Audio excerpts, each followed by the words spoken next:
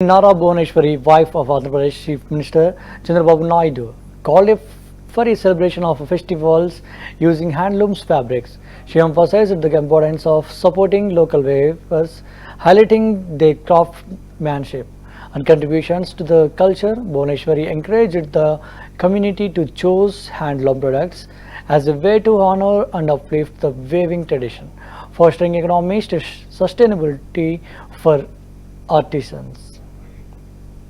ప్రజలకి నా హృదయపూర్వక నమస్కారాలు మరియు దసరా శుభాకాంక్షలు.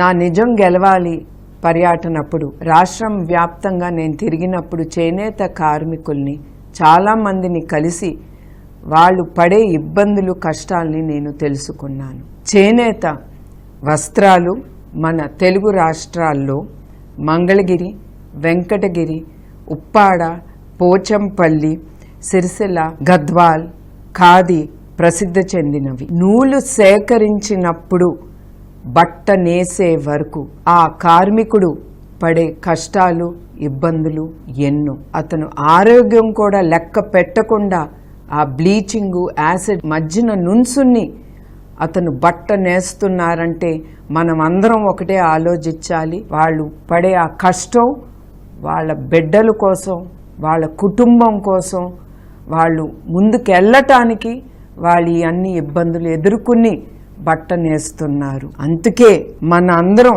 ఆ చేనేత కార్మికులు వాళ్ళు పట్టే నూలు పోగుతో వాళ్ళు అద్భుతాలని సృష్టిస్తున్నారు.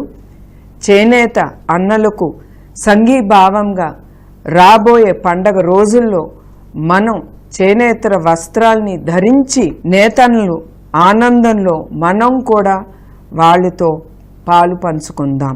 మన చేనేత